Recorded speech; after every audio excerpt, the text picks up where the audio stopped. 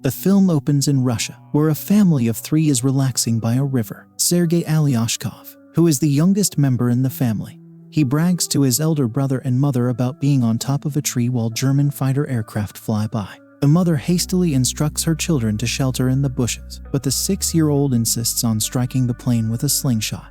To everyone's amazement, he hits the jets and blows them apart. But as he looks around, he notices that his family has vanished. Sergei awakens, terrified from his dream, and screams out to his mother. Someone suddenly knocks on his door. He hurries towards it, supposing it is his mother. However, a neighbor woman enters, terrified. She thanks God for his survival and informs him that his mother and brother are no longer living. The small kid is unable to understand what she is saying and wishes to remain in the home to await his mother. The lady informs him that Germans have assaulted them and that he should flee. Suddenly, some troops approach their home. The lady forces Sergei to flee out the window, but she is killed before she can join him. The 6-year-old boy is now on his own, without relatives or friends. As Sergei flees the home, he notices his entire neighborhood burning behind him. He screams out in vain for his mother and flees. He ends up in the midst of the woods after running for a time. Because he is lost, the small boy begins to call for his mother to come and retrieve him. He spends the night in the forest. The next morning, we observe him drinking water from a river as enemy forces approach. Sergei hastily hides within the roots of a tree, knowing they are deadly. When a snake approaches, he is scared but does not utter a word or flee. Sergei is terrified by the troops rather than the snake. The troops eat beside the river and then leave, leaving Sergei to eat their leftovers for the night. By the end of the day, the youngster is weary. He hasn't eaten anything in 2 days and has been roaming aimlessly. He stumbles as he limps but does not stop walking. While on his trip, he comes upon some wild berries and devours them, but suddenly an explosion strikes behind him, catching him off guard. The child becomes disoriented and begins to see someone approaching from behind him. Despite this, he stands tall and tells the individual that he has a gun and is not afraid. He limps forward but soon falls unconscious. 2 soldiers approach him while he is sleeping. The scene shifts to a Russian army barracks, where Commander Kuznetsov awaits the arrival of his patrol men. They arrive with a small, damaged and feeble child. When the troops profess to be on his side, the youngster opens up and reveals himself. He identifies himself. The troops chuckle. The warriors are loving toward the child and circle him. They force him to drink water and eat. Even the frigid commander takes care of the child. Sergei's wounds are treated by Katya, a nurse who is taken with his charisma. The youngster requests that she draw a tank on his wounds since he aspires to be a soldier when he grows up. Even the injured troops feel better after talking to the child. Sergei is enthralled by the commander's weapon and his badge. After getting the bullets out, the commander also answers all of the small boy's questions and lets him play with his honorary weapon. Sergei boasts about being a soldier and shows him the tank painted on his stomach.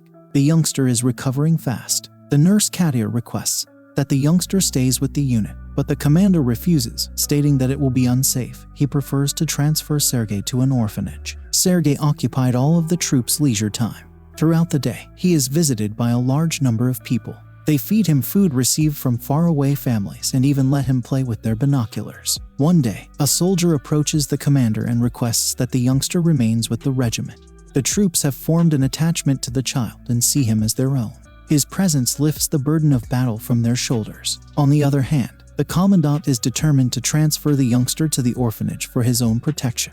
The next day, the enemy assaulted, injuring numerous troops. A car arrives to pick up Sergei and transport him to the orphanage. The commander informs the child and presents him with an honorary wooden gun as a gift. In exchange, the youngster hugs him, indicating his concern for the commander's safety. The commander melts in his hug and reconsiders his decision. He requests that Sergei remains with the military as his son.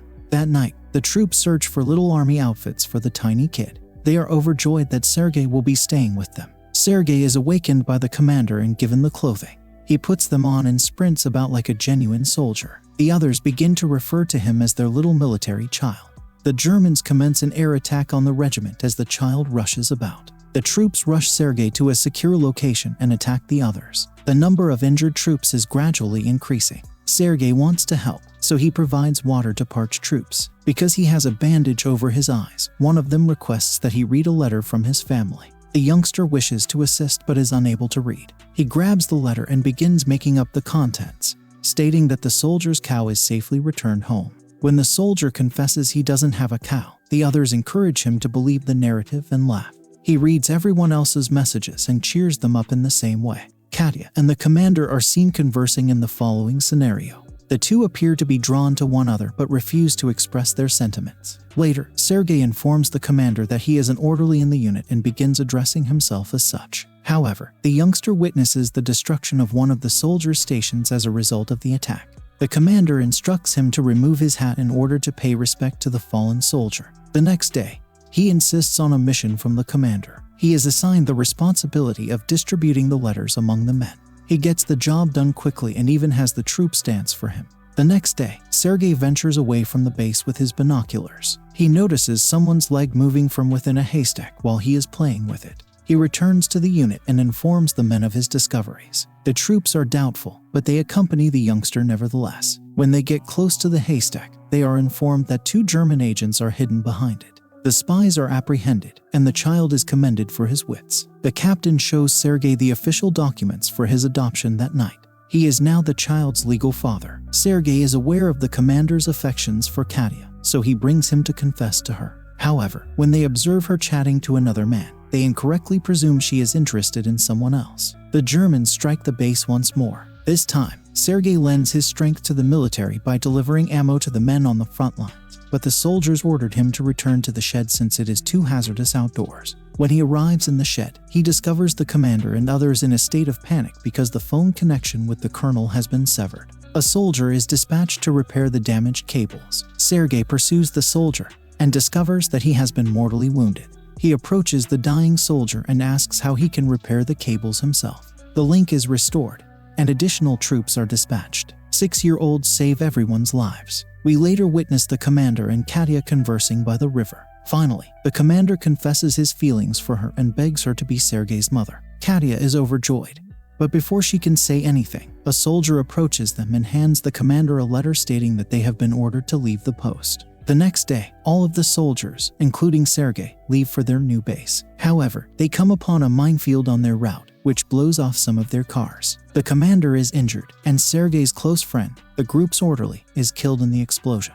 He sobs and embraces the commander. They continue their trek to their new headquarters while carrying the injured. When they get to the opposite base, they run upon the commander's boss, the commander-in-chief. He too pleased by the kid's drive and commends the captain for raising such a bright child.